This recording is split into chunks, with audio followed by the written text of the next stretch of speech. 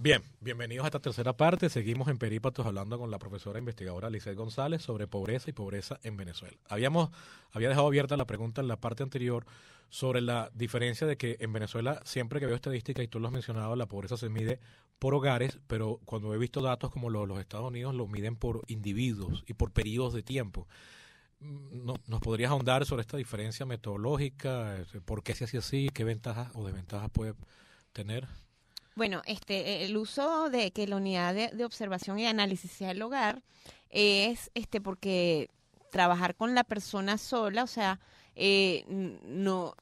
a ver, nos aumenta los costos, porque en realidad no es, o sea, si alguna vez vives solo, Sebastián, vas a ver que, o sea, no es el costo de pagar un alquiler, la comida, todos los servicios para una sola persona, en realidad es mucho más alto que el que incurre una familia completa. Claro. Cuando está haciendo su pote común, ¿no? No tengo que vivirlo para saber qué hacer. Exacto, pero entonces, y en general, la gente, los hogares unipersonales, digamos, son minoría. Incluso en Estados Unidos, donde eso ha venido aumentando, los hogares unipersonales no son la mayoría de los hogares en Estados Unidos. Pero están al borde de serlo. O sea, no son la mayoría, que no son la mitad más uno. Uh-huh. Pero si tú pones en lista todos los tipos de hogar diferentes, sí, ya son la primera minoría, o sea, son una sí, pluralidad. Sí, totalmente. Entonces, efectivamente, en la realidad, digamos que lo mayoritario no es el individuo solo, ¿no? Okay. Sino que es un hogar. Ojo, entendiendo por hogar lo que sea este hogar. El hogar puede ser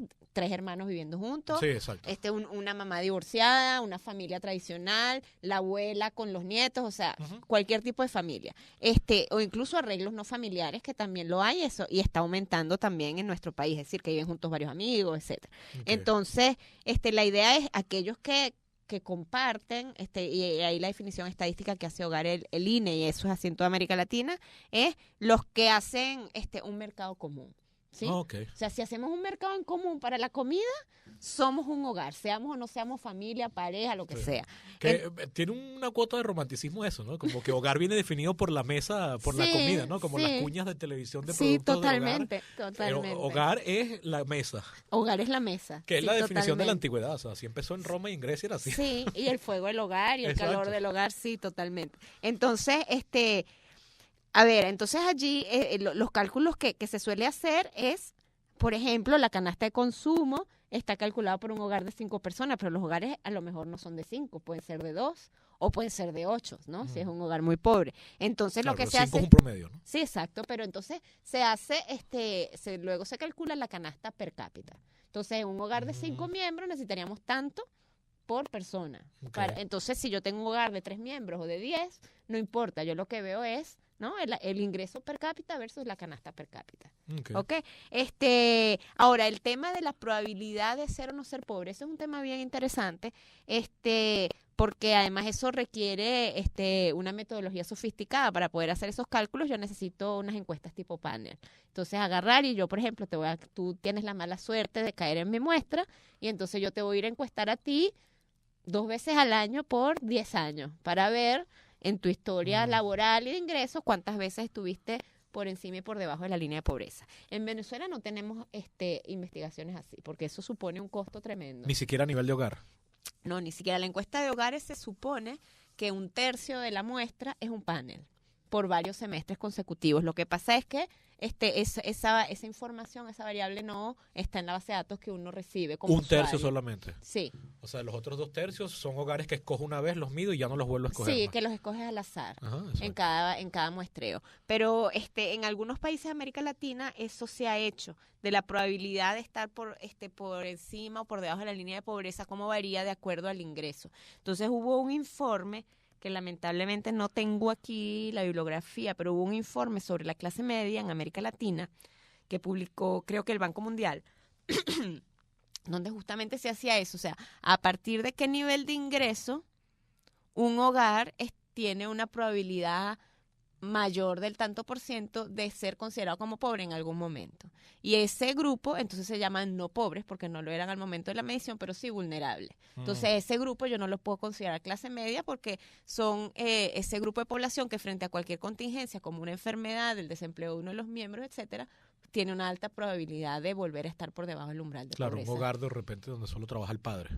Por ejemplo. Y el padre tiene una enfermedad incapacitante, una cosa o así. trabajan varios miembros del hogar, pero en salarios, en ocupaciones que tienen bajos salarios y que a cualquiera de ellos le pase algo, significa que el hogar ya no cuenta con los recursos Sí, suficientes para subsistir. Bien, ok. Entonces, aclarada ya esa larga, pero en mi opinión necesaria aclaratoria de orden metodológico para saber en qué plano estamos hablando. Lo último que habías dicho al cierre de la primera parte era que al día de hoy, 2017, ¿cuál es el dato más reciente que ustedes manejan? El dato más reciente es el de 2016 de ENCOVI, porque 2017 ya se hizo el campo, pero todavía no tenemos los resultados. Sí. O sea, y dijiste 89%. Sí. Entonces yo me atrevo a decir que este año es más. No, Porque ya estamos oficialmente en hiperinflación. Yo me claro. atrevo a decir, por supuesto, es una especulación mía poco metodológicamente seria. Pero... Ajá, pero entonces fíjate, tú tienes un método que te dice, yo tengo los ingresos de la gente y tengo un umbral que es la canasta, y entonces veo cómo cambió esto en el tiempo y cómo cambió esto, y yo los comparo y eso me da un indicador de pobreza. Ahora bien, los críticos de este método, que los hay, claro, te dirían, oye, yo salgo a caminar, no sé, por el San Vilo o por el Centro San Ignacio, y está la gente en los restaurantes y la gente viaja y todo, o sea, como que 9 cada 10 venezolanos son pobres, no me cuadra, no me da.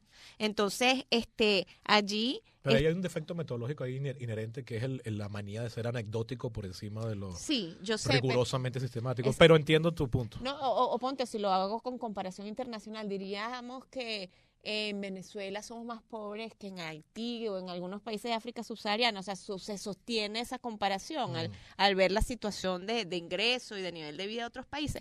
Es difícil, es problemático. O esto que hemos tangencialmente hablado temprano en las partes anteriores de que de repente un pobre aquí tiene televisión por cable. Por ejemplo. Entonces allí, digamos que en nuestro contexto de alta inflación, quizás no necesariamente esta medición de pobreza por ingreso es la que mejor nos está diciendo cómo está el nivel de vida de la población. Y además, este indicador no va a ser 89, sino va a ser 98 en el 2017. Mira, no creo, porque así como aumentaron los costos, también aumentaron los ingresos, ¿sí? O sea, la gente...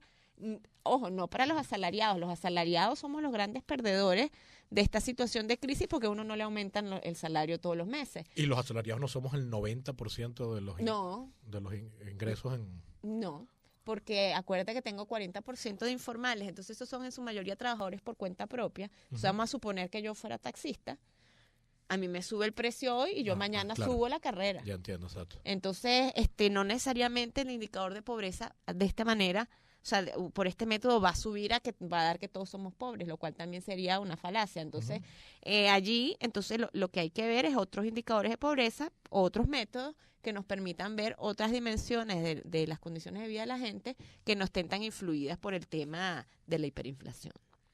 Wow.